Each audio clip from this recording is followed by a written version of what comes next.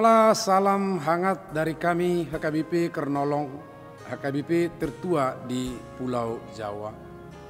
Bapak, Ibu, dan Saudara yang dikasihi oleh Tuhan Yesus Kristus, sejenak sebelum kita beristirahat malam, kita akan mendengar firman Tuhan. Mari kita berdoa. Terima kasih atas pemeliharaanmu dalam hidup kami hingga saat ini, ya Allah Bapa, sebab kami merasakan bagaimana pemeliharaan itu boleh membawa kami bekerja dengan baik, dan kami juga tetap ingat kepada Tuhan.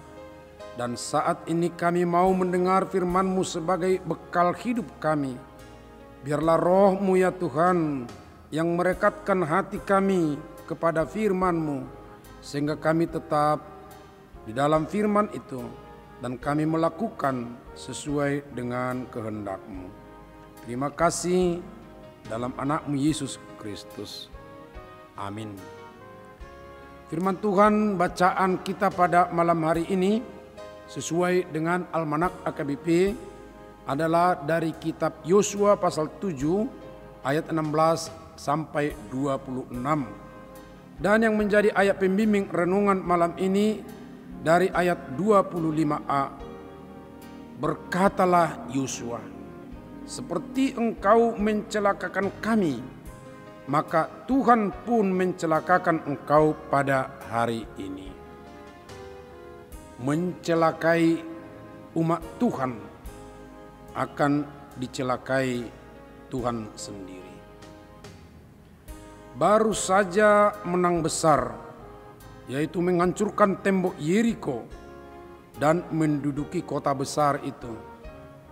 Tetapi menghadapi kota kecil, yaitu kota Ai, Yosua dan umat dipermalukan, kalah, dan kehilangan 36 orang prajurit. Inilah yang disebut Yosua dengan kecelakaan bagi mereka.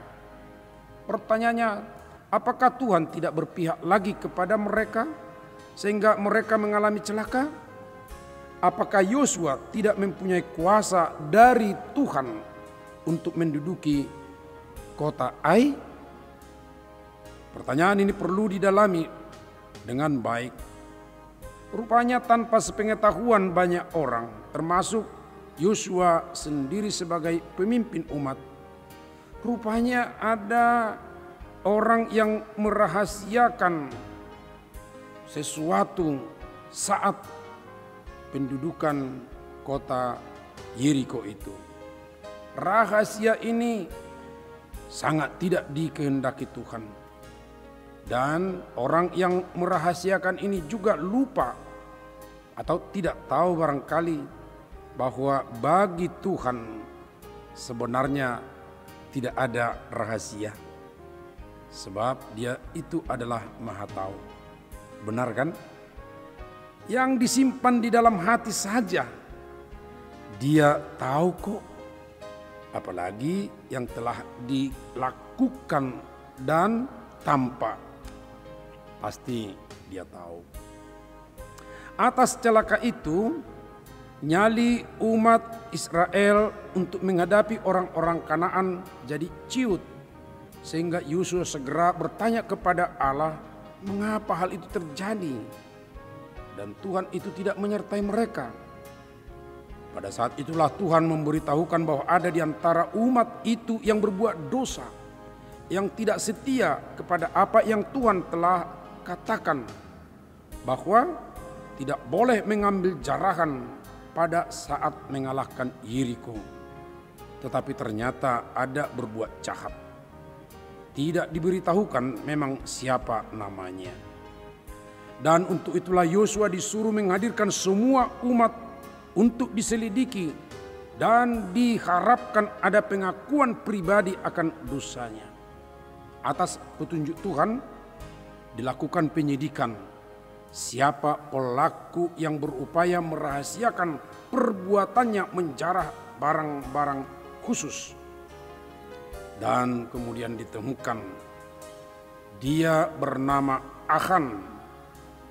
Ini bisa kita lihat di ayat 16 sampai 18. Dia mengaku mengambil satu jubah yang indah buatan Sinear, dan kedua 200 sikal perak, dan yang ketiga sebatang emas yang 50 sikal beratnya. Alasannya untuk mengambilnya, dia mengatakan seperti ini, aku mengingininya, maka kuambil. Dan rupanya dia menyembunyikan di dalam kemahnya dengan menggali tanah di bawah sekali atau dalam. Ya tentu dengan maksud supaya tidak kelihatan. Perhatikan bahwa dia menyembunyikan di dalam tanah dan di bawah sekali. Dia pikir tidak ada yang tahu. Benar, Yosua dan orang dekat Achan memang tidak tahu. Dia bisa membohongi. Tetapi Tuhan ternyata tidak bisa dibohonginya. Dan karena itulah teman-temanku, kita semua saudara-saudara, hati-hati untuk menyembunyikan sesuatu dari Tuhan. Teman kita bisa saja kita buat tidak mengetahuinya, tetapi Tuhan pasti tahu. Hindarilah itu, saudara. Kenapa harus dihindari? Bukankah kita perlu memenuhi keinginan kita? Bukankah dengan memiliki harta banyak kita akan senang? Pokoknya bisa kita sembunyikan dengan baik, kan aman. Itu mungkin dalam pikiran kita, saudara-saudara. Tetapi kata siapa? Senang dan aman. Dengarlah firman Tuhan di ayat 15 yang mendahului perikop bacaan kita tadi. Dikatakan, dan siapa yang didapati menyimpan barang-barang yang dikhususkan itu akan dibakar dengan api, ia dan segala sesuatu yang ada padanya, sebab ia telah melanggar perjanjian Tuhan dan berbuat noda di antara orang Israel. Akan dibakar dengan api. Ia dan segala sesuatu yang ada padanya. Karena itulah Yosua berkata kepada Achan, seperti engkau mencelakakan kami, maka Tuhan pun akan mencelakakan engkau pada hari ini. Karena ketidaksetiaan seorang yang bernama Achan, kota Ai tidak bisa direbut, korban 36 orang prajurit Israel, dan harga diri orang Israel direndahkan, bahkan Tuhan pun dipermalukan.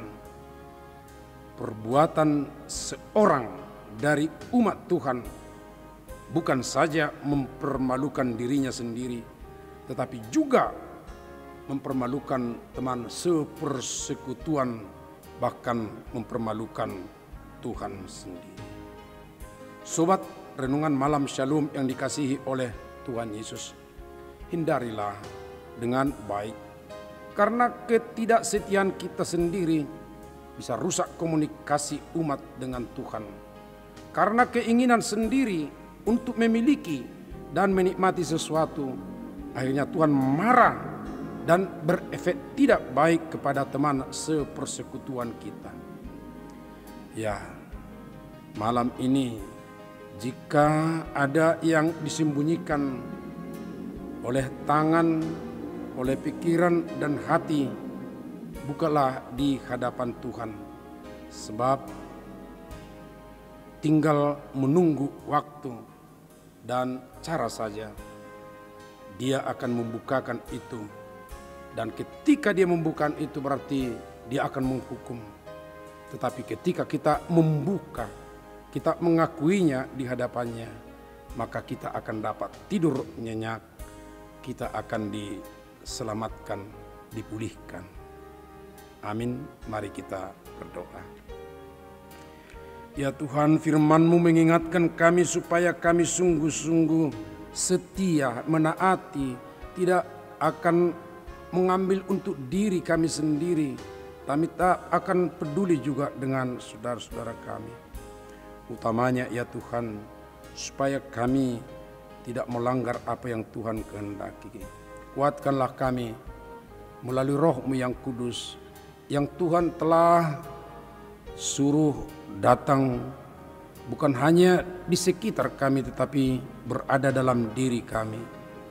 Biarlah Roh selalu yang berkuasa untuk memberikan pertimbangan untuk menjadi acuan dalam keputusan kami bertindak. Terima kasih Tuhan. Kami serahkan hidup kami ke tangan-Mu. Pada malam ketika kami beristirahat pun, Tuhan lindungilah kami, jauhkan dari mara bahaya. Dan berilah kami kekuatan yang baru melalui istirahat malam kami, sehingga kami besok boleh bekerja dengan baik untuk melakukan sesuai dengan kehendak-Mu.